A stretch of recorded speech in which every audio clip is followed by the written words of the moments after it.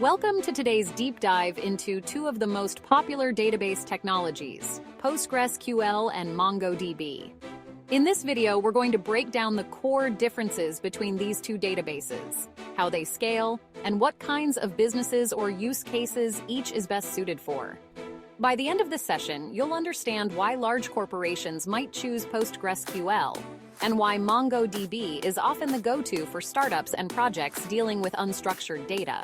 Let's start with PostgreSQL. PostgreSQL is an open-source relational database that has been around for decades. It uses a traditional relational data model, where data is organized into tables, rows, and columns, and relationships between these tables are maintained using foreign keys. PostgreSQL supports ACID compliance, atomicity, consistency, isolation, and durability, which ensures data integrity. This is critical for applications that need to guarantee that data transactions are processed reliably. For example, in a financial institution, you need to ensure that if money is transferred between accounts, all parts of the transaction are either fully completed or none at all, no matter what happens during the process. PostgreSQL also supports complex queries using SQL, which is essential when your application requires precise control over data. Think about a scenario like an online store with millions of products and users, where you might need to write complex queries that pull data from multiple tables, for example, fetching user details, purchase history, and inventory information simultaneously. PostgreSQL handles these structured queries incredibly well. When we talk about scaling PostgreSQL, there are two main ways to do this: vertical scaling and horizontal scaling. Vertical scaling means upgrading the server's hardware, adding more CPU power, RAM, or storage. PostgreSQL is primarily optimized for vertical scaling, which can lead to high costs as your business grows because you need more powerful machines to handle more data. Horizontal scaling is possible with PostgreSQL, but it's more challenging to implement because relational databases weren't designed to be split across many servers easily. While features like partitioning or replication can help, they're not as seamless as they are in NoSQL systems. So, for companies dealing with massive data volumes or needing to scale out quickly, this is something to keep in mind. However, for structured data that requires complex relationships, strong consistency, and precise querying, PostgreSQL's design excels. Let's talk about the use cases for PostgreSQL. Large corporations with complex data models often choose PostgreSQL. Why? Because its relational model ensures that data is highly organized and queries can be very detailed. Some examples of PostgreSQL in action financial services rely on PostgreSQL for transaction processing, auditing, and secure data handling. E-commerce giants like Instagram and Spotify use PostgreSQL for managing user accounts, user behaviors, and product catalogs.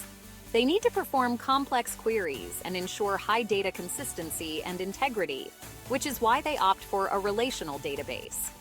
When a business depends on maintaining tight data relationships and accurate reporting across multiple systems, PostgreSQL is a great fit. However, scaling might get more expensive if the database size grows dramatically. Now let's switch gears and talk about MongoDB. MongoDB is a NoSQL database that's completely different from PostgreSQL. Instead of storing data in tables, MongoDB uses a document-based model, where data is stored in JSON-like documents. This makes MongoDB a flexible option for unstructured or semi-structured data. For example, let's take an app like Facebook or Reddit, where users post videos, images, text, and comments. The structure of each post can vary significantly. Some users might post a long article with multiple pictures, while others just post a short comment.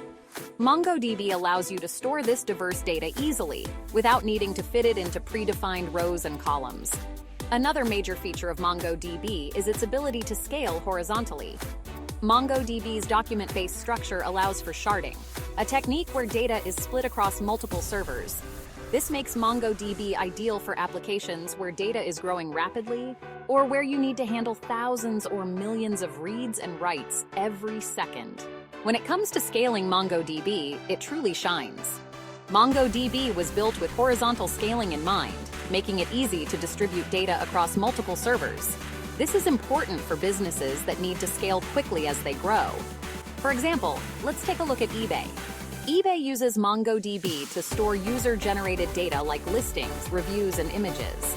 These types of data can vary a lot in structure and size, and MongoDB's flexible document model allows eBay to easily scale out across many servers as new data comes in. The flexibility and ease of horizontal scaling make MongoDB particularly attractive to startups or companies with cloud-native architectures. MongoDB can also handle high read-write throughput, which is crucial for applications where users are constantly uploading new content or interacting with the platform. MongoDB is ideal for situations where data is constantly evolving, or when the data doesn't fit neatly into a structured format. Here are some typical use cases. Content management systems often use MongoDB because the data, blog posts, articles, and media, can vary widely in format. Social networks and real-time analytics systems also use MongoDB because of its ability to quickly ingest and process high volumes of semi-structured data. Real-world examples include Expedia, which uses MongoDB for storing travel itineraries and user preferences, where data structure can vary depending on user behavior.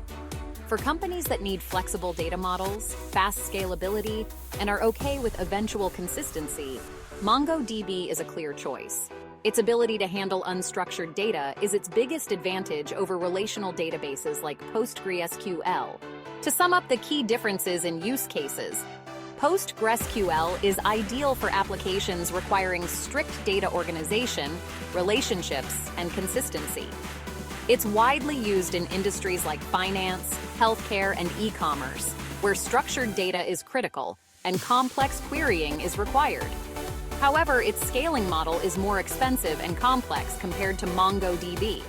MongoDB is the go-to for applications where data is unstructured or varies greatly, such as media companies, social networks, and other platforms that require flexibility and fast horizontal scaling. It's particularly good for handling dynamic workloads and growing user bases. If you're building a financial app that needs to handle lots of transactions, PostgreSQL is likely the better choice. If you're building the next social media app or a platform that handles large amounts of user-generated content, MongoDB is probably the better fit. In the end, it all comes down to your specific use case, the type of data you're working with, and how you plan to scale. So, to wrap it up, PostgreSQL and MongoDB serve very different purposes, and knowing which one to choose depends on your project's needs. If you need strict consistency, complex relationships, and structured data, PostgreSQL is the way to go. If you need flexibility, scalability, and the ability to handle massive amounts of unstructured data, MongoDB is your solution. Thanks for sticking with us in this in-depth comparison. Be sure to leave a comment if you have any questions about PostgreSQL or MongoDB, or if you want to know more about specific use cases. Don't forget to like and subscribe for more technical deep dives, and we'll see you in the next vid.